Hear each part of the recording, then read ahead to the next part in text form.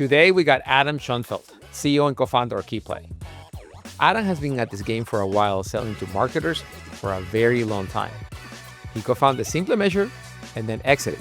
He co-founded Zifrock and then exited because he sold it to Drift, where he became the VP of strategy to help them own the conversational marketing space. Now at Keyplay, he's building AI tools that make sales and marketing teams faster and smarter. Adam has been in the trenches. He's seen what works and what doesn't. He's betting big on AI changing how we sell. What I love about Adam is that he cuts through the noise and focuses on exactly what drives business growth. He's got a sharp take on how AI is transforming work, not just the hype, but the real practical stuff that moves the needle for the organizations that he's selling to. There's no better person to show you how to build a company, how to create demand, how to build a following, how to build an audience before you launch and after you launch, but most importantly, he's the best on helping you how to get paid. Let's talk to Adam. Adam, it's so amazing to see you again. Dude, I've been following your journey as you're building Keyplay from being an analyst to now just running the company and providing all this information. And what got me really excited is the fact that you just launched an AI agent for account enrichment and selection. Haven't seen that before. Talk me through it. Like, what was the idea? What was the genesis? Why did you do it? Why now? What was the block? And how's that going? Absolutely. Good to see you too. It's been a long time since we were sitting next to each other back at by the Techstars office there. So I know. So tell me, how's it going? it's going well. Yeah, we've really got in the game with AI recently. I mean, it's been a journey, something we've been working on for a year, 18 months, but we launched our first agents which help you research and analyze and enrich accounts while you sleep. And so if you think of the old way of picking target accounts, it was firmographics, industry, company size, maybe some technographics. But now with AI, right, you can really answer any question. You can get at qualitative things like what's the security maturity of this company, or the team dynamics or the vibes of the company. And those things can really help you focus, right? And that's the kind of things that like a great AE would be able to do manually if they were looking around. Yeah. And now you can just put that into the agent, have it running across your accounts and servicing these insights. So I'm really excited about what this can do. So there is you work at big companies. You actually started, the one of the OGs of like marketing tech with Simply Measure. So you've been in this game long enough. So tell me, what is the difference between a bunch of accounts that are researched by marketing and that they think is ICP versus what their rep knows is going to close, and they're going to go grab those accounts, and you know that those two criteria are different. How is your agent identifying that? Well, totally, right? So typically marketing would go into an ad platform or a data provider, and they'd be stuck with these just rigid filters, and Right. everybody has the same stuff. That's right. So, if you and your competitor both go to Zoom Info and put in the same industries and sizes and parameters, and you go Yeah. to LinkedIn ads and do the same thing, you're targeting the same pool of companies. That's But right. a smart AE would take their territory and they go research these accounts. And they really think about like, what's the org dynamics? What's the kind of buying posture? Not just what are the tools in the tech stack, but what's the nature of the tech stack? How do they buy? Do they prefer legacy or modern? Are they like fast moving, slow moving? They'd really understand it at Yeah. a deeper level. And I think that's what we're trying to bring to the whole targeting strategy so that marketing and sales can really align on those segments and ICPs that are going to be super high propensity, high ACV, like whatever you're trying to optimize for. Right. But your SaaS platform was doing that. What is your AI agent doing differently than your SaaS platform? Well, the AI agent is feeding into the model. So our SaaS platform is basically like a scoring system. Right. And so if you think about it before the agents, the parameters of scoring would be heuristics. Like we would crawl websites and we pick up kind of true falses. Do you have a free trial? Do you have a pricing page? Hey, we got a few good ones for you guys. And that's all great. But this lets it go to a next level because you can take these qualitative or more nuanced inputs and you can feed those into your model. Hmm. Right. So it just lets you build like much more dynamic models and segments. You could have like a lot more information that's a lot richer and more specific on each account. So how are you taking that to market? So how are you pricing it? How are you making it different than your SaaS product? Is it a premium on the seat? Are you pricing them differently? How are you thinking about the getting paid part We of it? saw the RevOps, so it's been like a platform with access. Yeah. not a seat-based thing. And now we're adding on a credit model for the agents. And so I don't know where it's going to evolve to. I need to Yeah. pick your brain on this more, of course. But I think right now we're starting with like you pay for access to get the scoring and the integration and some basic capabilities. Yeah. And then the work your agents are doing, you pay credits based on the complexity and the nature of that work. So the way to think about it, just for my own understanding, is that you have this platform that is, you pay for the access, the platform so you can get to play. And then the agent is doing the work where you sleep, right? The agent is the one that is constantly evolving and like going through your stuff to make sure that you got the results that you want. So what is the outcome of this thing? Like how, like as a user, how is my life different after you deploy your Keyplay agents? Well, as a RevOps team, right, I used to have a target account list or my whole TAM maybe in my CRM. Right. And now I have all this additional context on every account, right? So the way I can now carve that up for territories or ABM is just much richer because the agents are basically populating this information in Yeah. rather than taking these high level cuts and then telling my AEs like go figure out how to break this down and work these accounts. Got it. When I saw you launch, like I'm not gonna lie to you, and this is with all the love in the world. It's like, oh my god, we're just you know putting agent on the name so we can get on the stream, and now it clearly is a different thing. What is everyone doing? What is the one thing in go to market AI that everyone is doing wrong with agents in your mind? I think the biggest trap that a lot of people are falling into is they're seeing this as kind of a volume game. Like, I'm gonna just use AI to crank more activity, whether that's more calls or emails or whatever it is. And you've been through the first evolution of how we've like amped up the volume. That was not our intent, just to be clear. I Our know that was not intent your was intent. Okay. the intent was to make people better. But, But it was volume the turned same out to thing, be right? Because yeah, you had a bunch 100%. of competitors Yeah, at Outreach that were really just like, hey, you can just like automate, you can do this 22 step sequence and just like let it fly. And I think that same problem is happening in AI. And it's just a race to the bottom. Like you guys saw this and then you positioned toward like value and orchestration and management. yep, And I think that's the similar point of view we have on this era is the best people are going to use it to create more value for a more targeted group of people. And if you just think it like it's a volume multiplier, it's just going to turn into another spam cannon with a little bit of like better personalization sprinkled on top. right. So is that the soul for the AI SDR? Is that they need to improve their targeting, this improve their ICP, or is it improve the messaging? I don't know. Maybe you know better what's going on with the AI SDRs because I hear a lot of people doing experiments, but I don't know where it is. Like it's a big idea. I don't know where we are in the evolution of that particular type of solution, right? Like I think this idea of like just replace your SDRs with our digital worker. The verdict's out on that. I don't know where that one's going to land. Yeah. Maybe, maybe not. Well, the messaging is hot, right? Like it's a Oh compelling yeah, proposition. absolutely. But my instinct on this has been like as long as AEs hate prospecting, there will be an AI SDR solution. What's your take on that? Mm, there you go. Yeah, I think that's interesting. I think the manifestation of it that we have today probably isn't the end state, but there's Right. something, right? Is it something that works along the side the AE where they have a territory and they can kind of point this AI SDR at things and they kind of work together? Right now, I think a lot of the implementations, it's kind of this centralized thing. They come in and sell to management or RevOps, and they say, just don't even hire SDRs, Right. right? And that's a very compelling proposition, but I'm not sure if that's the shape that it will take. Yeah, no, I agree. And you have been public about the fact that a smarter account selection is the biggest unlock in go to market right now, not this AI SDR game. So when you elaborate on that and tell us more on why is that important? Yeah. Well, that's why we started Keyplay because we just learned that it's hard to figure out who are the right companies to sell to in B2B. Right. It's like surprisingly hard. If you haven't actually got into the weeds of doing it, if you haven't been in RevOps and tried to plan territories and support ABM, it is really hard and it's constantly changing. Like I always say, treat ICP as a program, not a project. Because if you just pick a list today and then run with it forever, it's going to get stale. Your operating assumptions are changing, the market's changing. So it's this thing that you kind of have to be revisiting and evolving.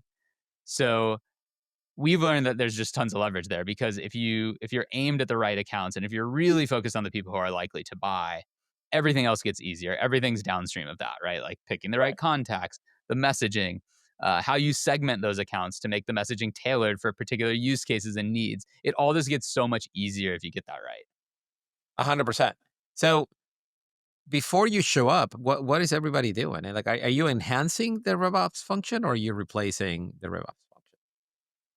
I think we're enhancing it. I think that a lot of people are doing this kind of in spreadsheets and in Salesforce and some combination of Zoom Info and Sixth Sense and then a bunch of human work. So I think Right. we're taking the manual maintenance parts out of it. Like, oh, Right. every quarter I have to like do this rescore and I have to like do this crazy thing to build out these lists and distribute them. We're trying to take that away, but the RevOps folks still have to have the strategic mindset. They have to understand like what is their market, where do we play, how do we win, what are the use cases that we're best at, and then our agents can help you identify those better, right? Like we'll literally rate use cases now in some of our agents, so we can really tie close to like a business situation of an account rather than all these proxies.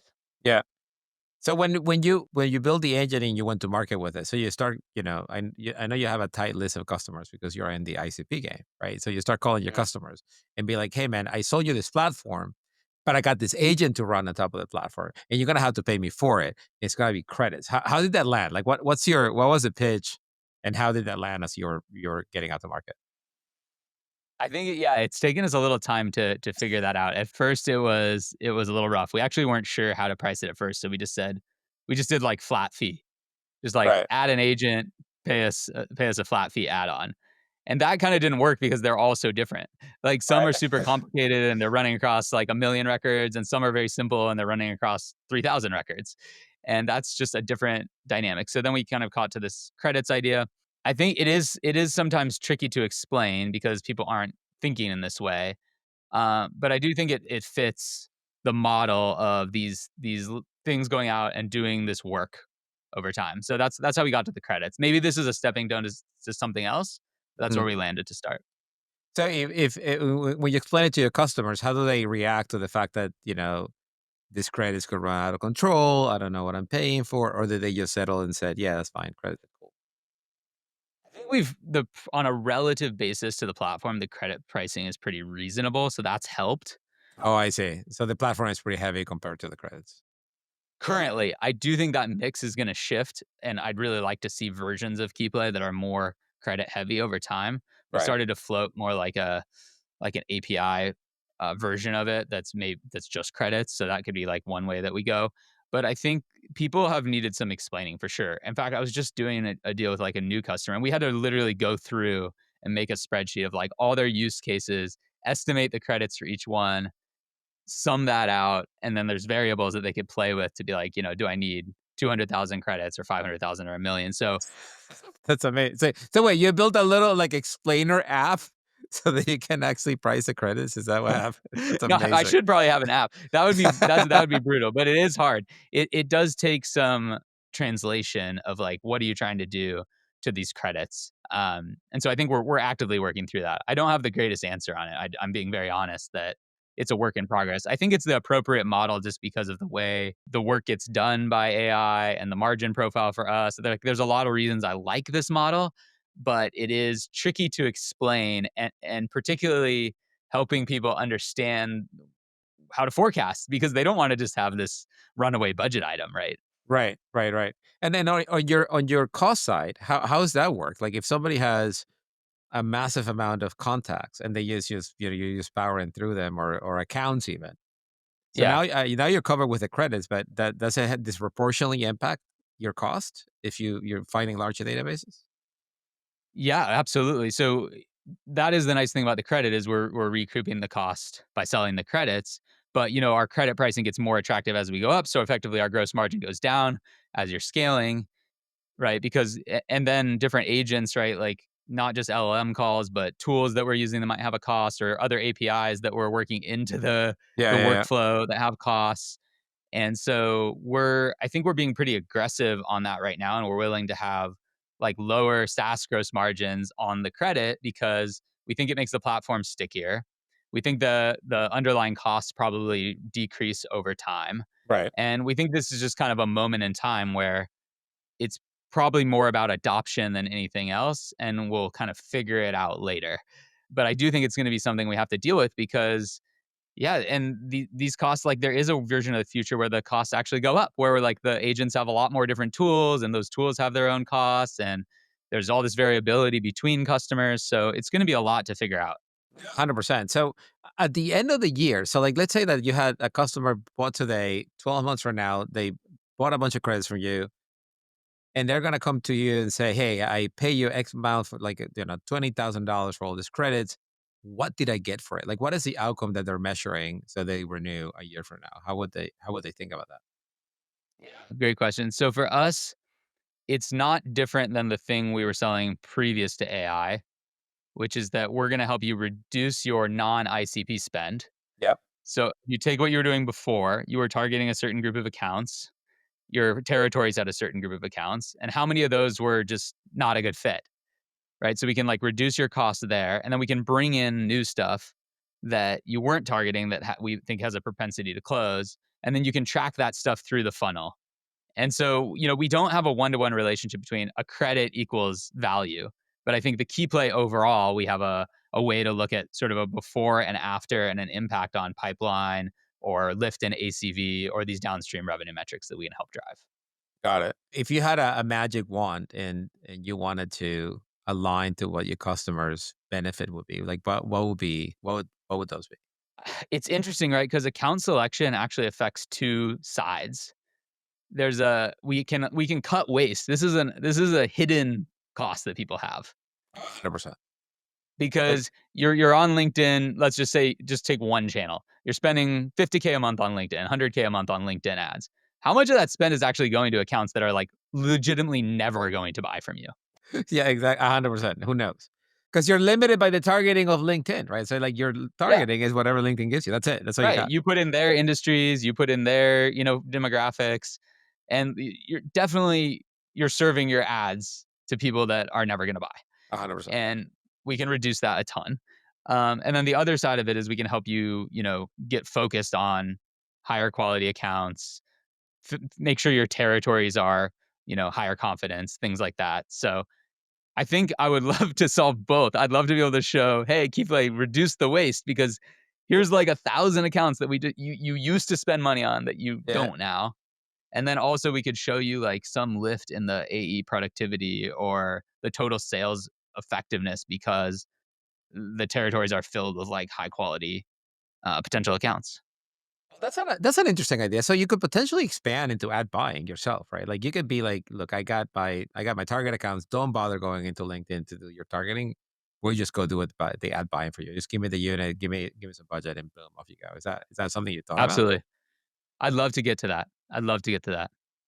I think that would be the next evolution of where we could go, which is if we really have this account intelligence thing dialed, and there's just this step of people creating the campaigns and setting up the territories, we could orchestrate Right. those other actions.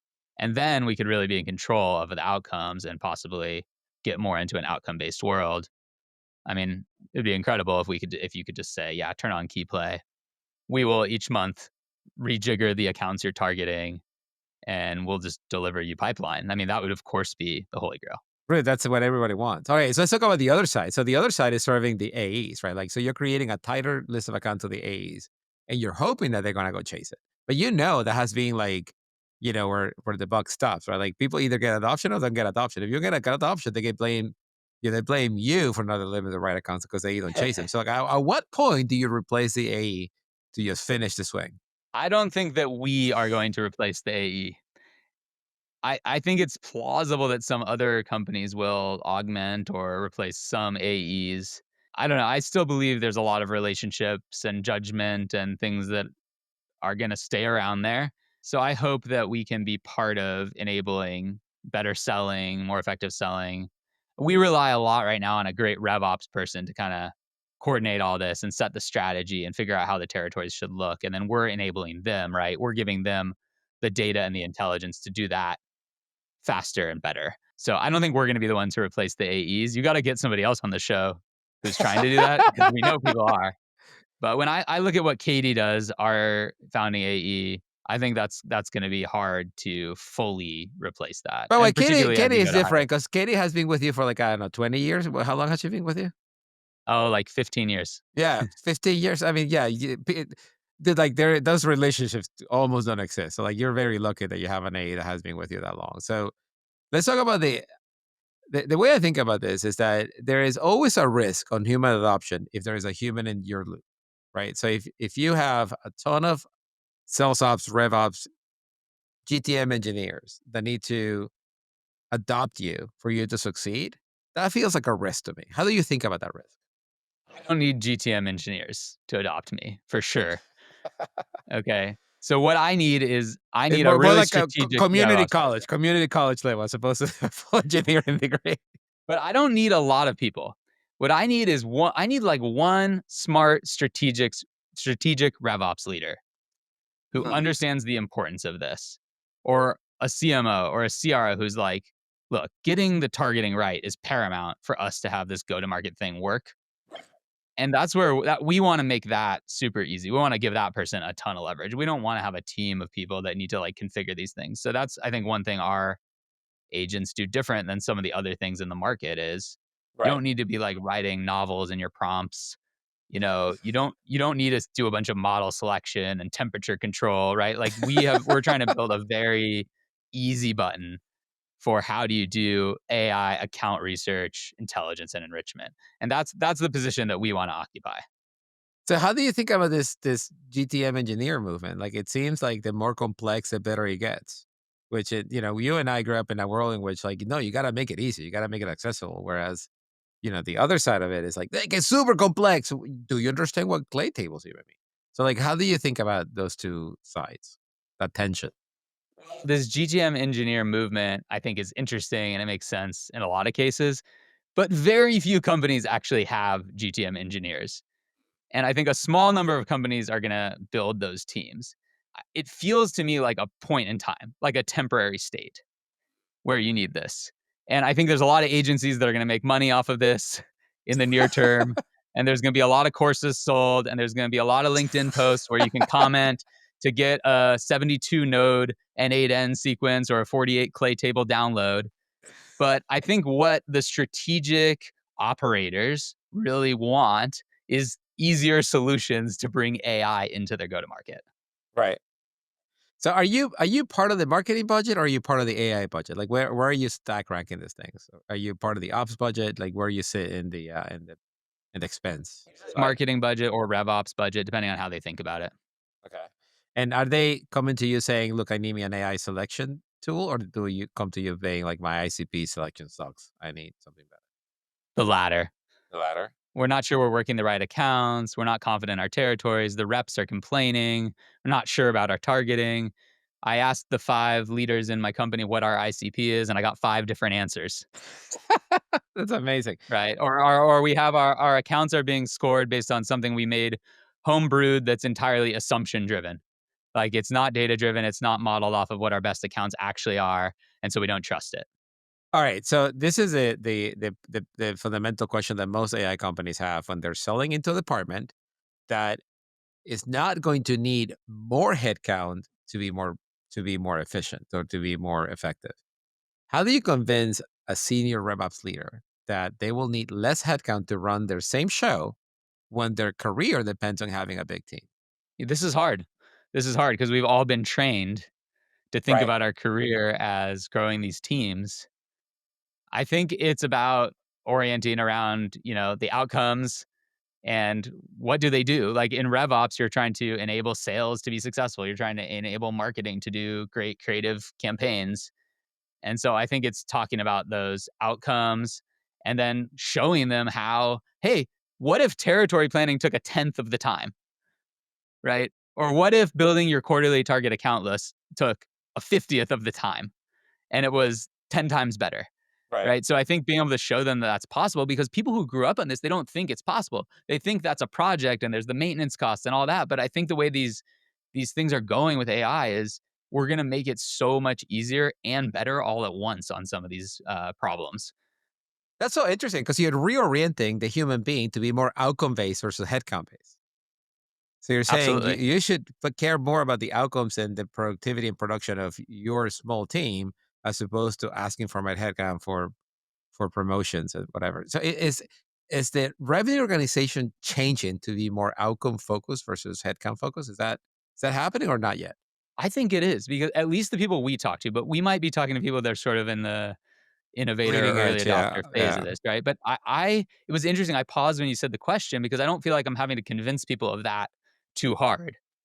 Oh, And I think a lot of interesting. the orientation of these great strategic marketers and RevOps leaders is already going that way. I think they want outcomes, they want to do creative work, they want to be the one who understands the customer and has great taste, and they don't really want to be doing all the drudgery, and they don't necessarily want to have like a team of 10 junior people below them. I'm sure that that mental model still exists of this is how I grow my career, but I think the people we're talking to are already starting to break from that. That's amazing. Are you baking that into your positioning and your marketing, or like how are you communicating that value prop of like focus on the outcomes, we deliver the outcomes, let's go. I will be after this podcast because I haven't even thought about it until you started prompting me. This is why I come on the paid podcast right here. That's right. That's right. All right. That was I don't even know how to follow that. That was pretty amazing. That was pretty amazing. All right. One last question. So what's next? What's next for Keyplay? Where do we go from here? It's interesting because we launched our company right around when ChatGPT launched. And so we didn't have the benefit of being true AI native, but I think we've now made that transition, right? A couple of years of really hard work and first going incremental and then making this big bet to launch our own agents. Now I feel like we're in the game and everything is seen through the lens of this. I tell my team I've got like an AI hammer and it's just like show me the nails. And so I think we want to take this idea of I like calling them like micro agents. Like we're not trying to replace the AE or the SDR. We're down in the RevOps where there's a lot of jobs to be done, and we Yeah, want to just find all the ones that we can solve with this paradigm and that kind of fit in our world of targeting and account selection. So we're just going to be following our customers and evolving from this place. But I think we kind of crossed the line, and now I'm just so excited about that future because it really just opens the door to so many different things we can do. that's amazing. I love that messaging. One last thing that yeah, as you were talking that I want to make sure that our audience hears because you're the master of this. So can you walk us through how you build your audience with research before you actually build the company and the product? Real quick for everybody to just, pencil like listeners, this is the time where you pause the podcast, go get a pen and paper, and you write this shit down. Adam, go. Okay. Well, I wanted to start another company. I've been a multi-time founder and I wanted to do something in this space, but I didn't know the product I wanted to build yet or the problem that I wanted to solve. I kind of knew the general area that I wanted to work in. So I thought, well, what am I going to do to figure this out? And I said, well, I'm going to go study go to market. I'm going to research companies. I'm going to talk to people. I'm going to form points of view and I'm going to write content and create resources around this. And I called it Pure Signal. It still exists today. It's kind of evolving as we're evolving. But I basically built like a mini media brand where people would subscribe to my newsletter and they would download these curated data sets I put together to help understand what was going on in go to market. And I would be posting on LinkedIn and just sharing whatever the best insights I could come up with on the space each week. I did that for a while, and that led to discovering the problem that Keyplay solves now because people would come in and they'd want to talk or they'd be curious about things we were doing to put together our research. And that kind of led us into what Keyplay is. So there's a lot of ways to go about it, right? You might have your product idea already, and you might think, hey, before I go public with this, maybe I should start to get in my space and create content and build this audience. I think if you can do that, you have an advantage because you really start to just understand your space and your customer. You build the audience. So it's like you have people who are already have an affinity for you or for what you're doing. And it just creates this awesome flywheel with your core business where, as you're getting better at what's the product and who's the customer we serve, you're delivering better insights to your broader audience and it just feeds itself. So I love this playbook. There's so many different ways to do it, but it's something that I think was key for us getting off the ground and I think it can apply in a lot of spaces. We are a huge fan of your playbook. We implemented that playbook here at Paid. Not nearly as well as you did at Keyplay and Pure Signal, but close enough. We're fans and we continue And to I try. disagree. You're doing it so well.